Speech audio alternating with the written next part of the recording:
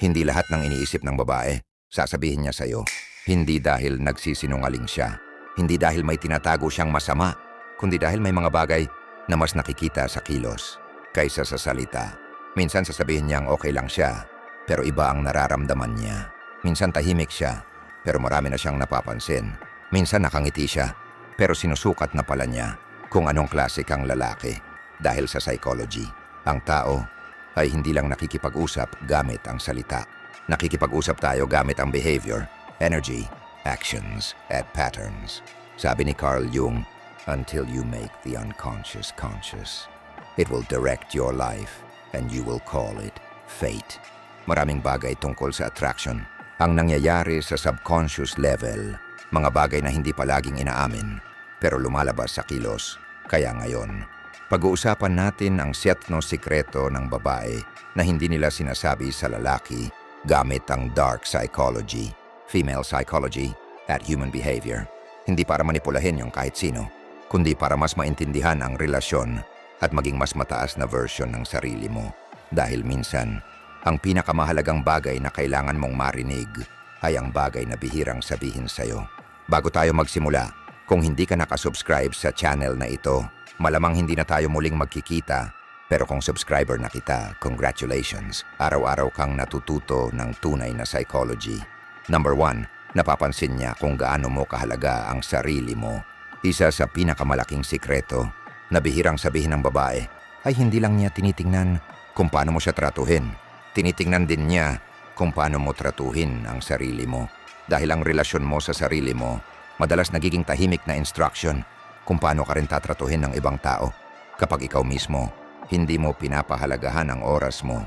Kapag ikaw mismo, hindi mo nirerespeto ang boundaries mo. Kapag ikaw mismo, handa mong isuko ang prinsipyo mo para lang matanggap ka, unti-unting napapansin yon. Hindi man niya sabihin, hindi man niya aminin, nararamdaman niya ang energy. Dahil ang self-respect, hindi kailangang ipagyabang. Nakikita ito sa paraan ng paggalaw mo, sa paraan ng pagsasalita mo, sa paraan ng pagpili mo, at sa paraan kung paano mo hinahayaan ang ibang tao na tratuhin ka. Maraming lalaki ang nagkakamali dito. Iniisip nila, kapag mas ibinaba nila ang sarili nila, mas mapapatunayan nila ang pagmamahal nila.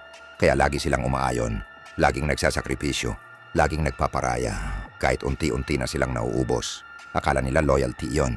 Pero minsan, hindi na pagmamahal ang nangyayari. Kawalan na ng respeto sa sarili. Dahil may malaking pagkakaiba ang maging mabuting tao at ang hayaan ang sarili mong mawala para lang manatili ang isang tao. Sa psychology, ang taong may healthy self-worth ay hindi nakadepende ang halaga niya sa approval ng ibang tao. Marunong siyang magmahal, pero marunong din siyang tumayo para sa sarili niya. At iyon ang nagbibigay ng kakaibang presence. Sabi ni Carl Jung, the privilege of a lifetime is to become who you truly are. Dahil isa sa pinakamahirap gawin ay manatiling ikaw habang sinusubukan mong mahalin ang ibang tao. At heto ang painful truth. Maraming lalaki ang nawawala ang attraction, hindi dahil kulang ang ibinigay nila, kundi dahil sobra silang nagbigay. Hanggang wala nang natira para sa sarili nila. Nawala ang sariling mundo. Nawala ang sariling goals, nawala ang sariling standards. At minsan, ang mismong bagay na nagpa-attract sa kanya noong una ay ang bagay na nawala habang sinusubukan mong panatilihin siya. Dati may confidence ka, dati may direction ka, dati may sariling buhay ka. Pero dahil natakot kang mawala siya, unti-unti mong iniwan ang sarili mo. At tandaan mo ito, hindi mo kailangang maliitin ang sarili mo para patunayan na mahal mo ang isang tao. Ang tunay na pagmamahal, hindi hinihingi na mawala ka. Ang tamang tao, hindi gugustuhin na sirain mo ang sarili mong value para lang mapasaya siya. Dahil ang lalaking may respeto sa sarili, hindi nangangahulugang mayabang siya, hindi nangangahulugang wala siyang pakialam. Ibig sabihin lang, alam niya kung sino siya at ang taong alam ang sarili niyang halaga. Hindi kailangang ipilit na makita ito ng iba. Nararamdaman ito. Number 2, hindi lang effort ang hinahanap niya, kundi stability. Isa ito sa bagay na maraming lalaki ang matagal bago maintindihan. Akala nila ang dami ng effort ay palaging katumbas ng lalim ng attraction, kaya ginagawa nila ang lahat. Mas maraming oras, mas maraming regalo, mas maraming messages, Mas maraming pagpapakita ng pagmamahal at walang mali sa effort. Mahalaga ang effort, pero hindi effort lang. Ang bumubuo ng matibay na connection dahil kahit gaano karami ang ibigay mo, kung wala kang stability, unti-unti pa ring mawawala ang respeto. Bakit? Dahil ang tunay na stability, hindi lang tungkol sa pera, hindi lang tungkol sa trabaho, hindi lang tungkol sa kung ano ang meron ka ngayon. Mas malalim ito. Ito ay tungkol sa kung paano mo dalhin ang sarili mo. Kapag may problema, kaya mo bang manatiling kalmado? Kapag hindi nangyayari ang gusto mo, kaya mo bang mag-isip ng malinaw? Kapag may pagsubok, may paninindigan ka ba? O madaling gumuho ang mundo mo? Dahil sa female psychology, isa sa pinakamalakas na qualities na napapansin ay ang emotional stability, ang pakiramdam na kasama nila ang isang tao na marunong humawak ng sarili niyang buhay. Hindi perpekto, hindi laging tama, pero may direksyon, may disiplina, may kakayahang bumangon. Sabi ni Marcus Aurelius, "You have power over your mind, not outside events." Ang tunay na lakas, hindi nakikita kapag madali ang buhay. Nakikita ito kapag mahirap ang sitwasyon, pero hindi mo hinahayaan mawala ang sarili mo. At heto ang brutal na katotohanan. Minsan hindi napapagod ang tao dahil kulang ang pagmamahal. Napapagod sila dahil kailangan nilang buhatin pati ang emosyon ng kasama nila. Kapag lagi kang naghahanap ng assurance, kapag lagi kang takot, kapag bawat maliit na bagay, nagiging malaking gulo, unti-unting nagiging pressure ang relasyon at ang attraction. Mahirap lumago kung laging may pressure, kaya tandaan mo ito. Hindi mo kailangang maging perfect. Hindi mo kailangang magkaroon ng lahat. Hindi mo kailangang magkunwaring malakas palagi. Ang kailangan ay maging taong patuloy na inaayos ang sarili. May plano, may prinsipyo, may kontrol sa sariling emosyon. Dahil ang effort, maaring magbigay ng saya. Pero ang stability, nagbibigay ng peace. At madalas, ang taong nagbibigay ng peace, ang pinakamahirap kalimutan. Number 3, tinitingnan niya kung kaya mong maging kalmado sa pressure. Isa sa mga bagay na hindi palaging sinasabi ng babae, pero tahimik niyang napapansin, ay kung paano ka kumilos kapag hindi pabor sa'yo ang sitwasyon. Dahil madaling maging mabait kapag masaya ang lahat, madaling maging confident kapag nakukuha mo ang gusto mo, madaling maging kalmado kapag walang problema. Pero ang tunay na pagkatao ng isang lalaki, mas nakikita kapag may pressure, kapag may hindi pagkakaintindihan, kapag hindi nasunod ang plano, kapag nakakaramdam ka ng selos, kapag may bagay kang hindi kontrolado, doon lumalabas kung sino talaga ang may hawak.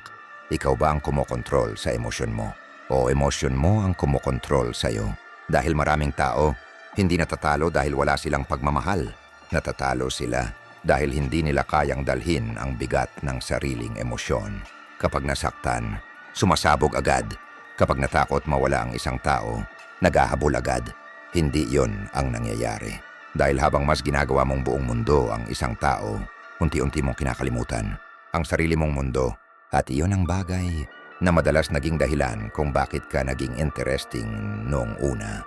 Ang passion mo, ang pangarap mo, ang confidence mo, ang pagiging ikaw.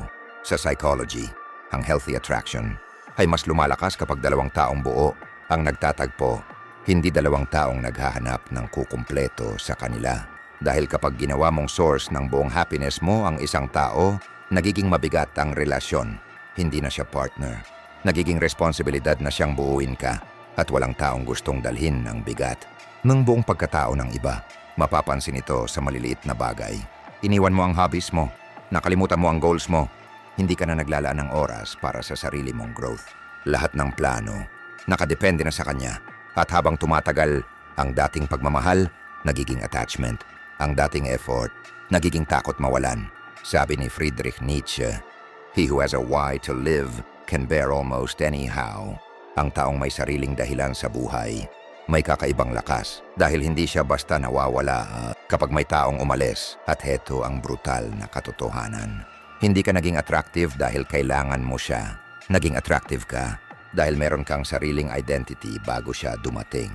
Kaya huwag mong isuko ang bagay na nagbigay sa iyo ng sariling value. Magmahal ka, magbigay ka ng oras. Pahalagahan mo siya, pero huwag mong kalimutan na mayroon ka ring buhay na kailangan buuin. Dahil ang tamang relasyon, Hindi dalawang taong kumakapit dahil kulang sila, kundi dalawang taong pinipiling magsama habang pareho silang lumalago. At tandaan mo ito, mas attractive ang taong nagsasabing, masaya ako na kasama ka sa buhay ko, kaysa sa taong nagsasabing, wala akong buhay kapag wala ka. Dahil ang tunay na pagmamahal, hindi dapat burahin kung sino ka. Dapat nitong tulungan kang mas makilala ang pinakamagandang version ng sarili mo. Number 5, mas nakikita niya ang actions kaysa pangako. Isa sa mga sikreto tungkol sa babae na hindi nila laging sinasabi ng direkta ay ito. Mas pinapakinggan nila ang ginagawa mo kaysa sa sinasabi mo. Dahil kahit gaano kaganda ang salita, kung hindi ito sinusuportahan ng kilos, unti-unti itong nawawalan ng bigat. Madaling sabihin, magbabago ako, may plano ako, ayusin ko ang sarili ko, gagawin ko lahat. Pero ang tunay na tanong, ginagawa mo ba? Dahil sa totoong buhay, hindi intensyon ang bumubuo ng tiwala, consistency.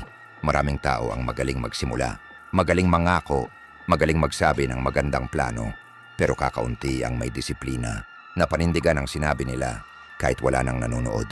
At doon nakikita ang tunay na character. Sa psychology, ang consistency ng actions ay isa sa pinakamalakas na basehan ng trust dahil ang utak ng tao mas naniniwala sa paulit-ulit na pattern kaysa sa isang magandang salita. Kahit sabihin mong mahalaga siya, kung paulit-ulit mong ipinapakita ang kabaliktaran, ang kilos ang paniniwalaan.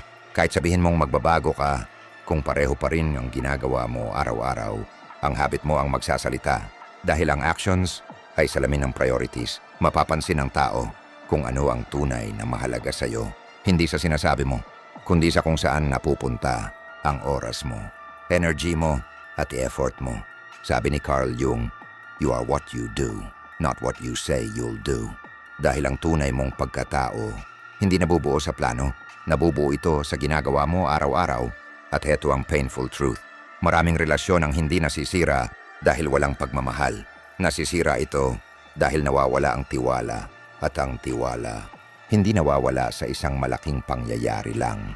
Minsan nawawala ito sa maliliit na pangakong hindi tinutupad, sa paulit-ulit na salita na walang kasunod na pagbabago, sa paulit-ulit na paghingi ng pagkakataon pero walang pagbabago sa aksyon. Dahil darating ang panahon na hindi natitingnan ng tao kung ano ang sinasabi mo. Titingnan niya kung ano ang palagi mong ginagawa.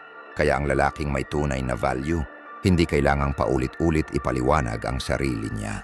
Hindi niya kailangang ipangako araw-araw na magiging mas mabuti siya. Tahimik siyang kumikilos, tahimik siyang nag-i-improve, tahimik niyang inaayos ang buhay niya. At ang resulta, ang nagsasalita para sa kanya dahil ang respeto, hindi hinihingi. Binubuo at ang pinakamalakas na patunay ng pagbabago ay hindi salita, kundi ikaw mismo na nagiging mas mabuting tao kaysa kahapon. Number 6, hindi niya laging sasabihin kapag nawawala na ang attraction. Isa ito sa pinakamahirap tanggapin pero isa rin sa pinakamahalagang maintindihan.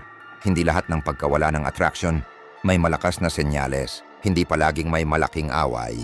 Hindi palaging may matinding dahilan. Hindi palaging biglaan. Minsan, tahimik lang itong nangyayari. Unti-unti, dahan-dahan. Hanggang isang araw, mapapansin mo na lang, iba na ang energy, iba na ang usapan, iba na ang connection. At magtatanong ka, anong nangyari? Pero minsan, matagal na itong nangyayari. Ngayon mo lang nakita dahil sa psychology. Ang emosyon ng tao ay kadalasang nagbabago.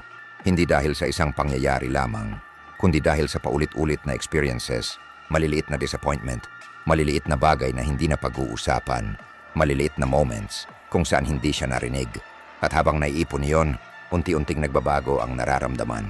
Hindi ibig sabihin nito na babae lang ang nakakaramdam nito. Lahat ng tao ganito.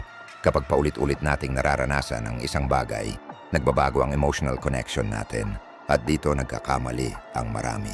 Iniisip nila, hindi naman siya nagre-reklamo. Ibig sabihin okay lang. Pero minsan, ang katahimikan, hindi ibig sabihin walang problema. Minsan ibig sabihin, napagod na siyang ulitin. Napagod ng ipaliwanag. Napagod ng humingi ng pagbabago. Sabi ni Arthur Schopenhauer, every man takes the limits of his own field of vision for the limits of the world. Minsan iniisip natin na dahil okay tayo, Okay din ang nararamdaman ng iba. Pero ang maturity ay ang kakayahang makita ang bagay na hindi lang galing sa sarili nating pananaw. At heto ang brutal na katotohanan. Minsan hindi nawawala ang attraction dahil nagkulang ka sa pagmamahal. Minsan nawawala ito dahil tumigil kang maging aware, tumigil kang makinig, tumigil kang mag-grow. Dahil ang relasyon hindi lang pinapanatili ng feelings. Pinapanatili ito ng effort, communication, at patuloy na pagpili sa isa't isa. Kaya huwag mong hintayin na mawala ang isang tao bago mo pahalagahan ang mga bagay na sinasabi niya. Huwag mong hintayin na manahimik siya bago mo maintindihan na matagal na siyang nagsasalita dahil minsan ang pinakamalakas na mensahe ay hindi nanggagaling sa sigaw, kundi sa katahimikan. At ang taong may emotional intelligence, hindi lang nakikinig sa salita, natututo rin siyang maintindihan ang pagbabago sa energy, effort, at connection. Number 7, mas naalala niya kung ano ang pinaparamdam mo. Sa huli, may isang bagay tungkol sa tao na mas malakas kaysa itsura, mas tumatagal kaysa salita, at mas mahirap burahin kaysa alaala. Ito ang pakiramdam na iniwan mo sa isang tao dahil maraming bagay ang maaring makalimutan. Maaring makalimutan niya ang eksaktong sinabi mo, ang suot mo, ang lugar kung saan kayo nag-usap, ang mga simpleng detalye, pero mahirap kalimutan kung ano ang naramdaman niya nung kasama ka niya. Dahil ang emosyon ay may malakas na koneksyon sa memorya, sa psychology. Ang mga karanasang may kasamang matinding emosyon ay mas madaling tumatak sa isip ng tao. Hindi lang natin naaalala ang nangyari, naalala natin kung paano tayo naapektuhan nito.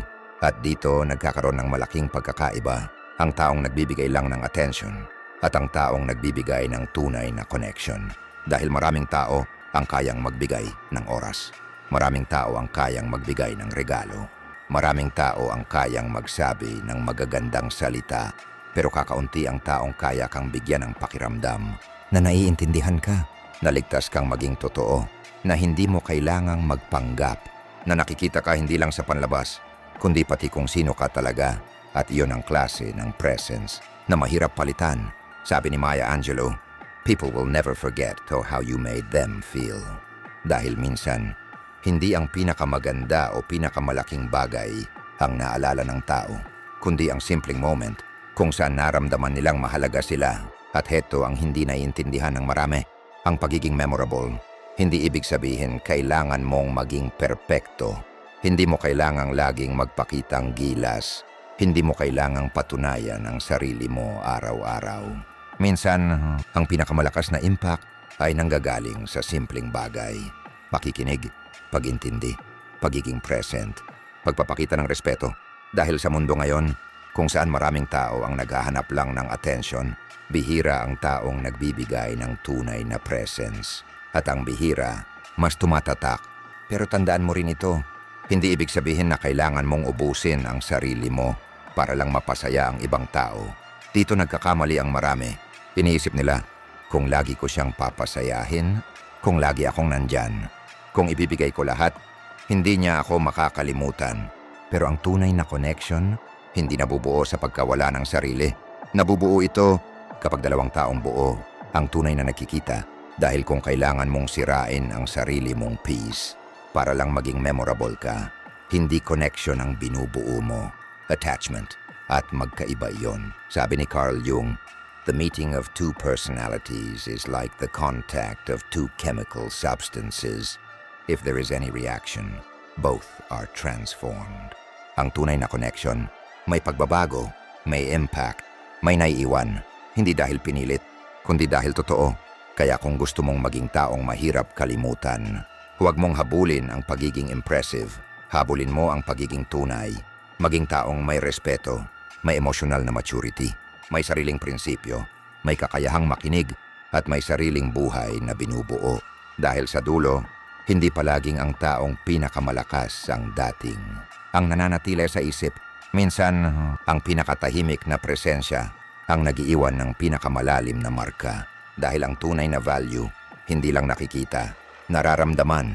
Kaya tandaan mo ito, ang pag-intindi sa babae, hindi tungkol sa paghahanap ng paraan para kontrolin siya.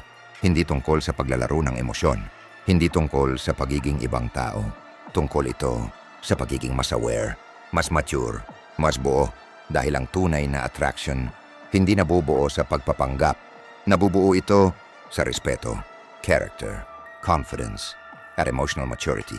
Huwag mong ubusin ang buhay mo sa paghahanap kung paano maging sapat para sa iba. Unahin mong maging tao na nirerespeto mo mismo dahil kapag buo ka sa sarili mo, hindi mo kailangang pilitin na makita ang value mo. Makikita ito. Kung may natutunan ka, i-comment mo. Hindi ako maghahabol ng validation. Bubuin ko ang sarili ko at kung gusto mo pa ng lessons tungkol sa dark psychology, female psychology at self-improvement, subscribe. Dahil dito, hindi lang natin inaaral ang ibang tao, mas kinikilala natin ang sarili natin.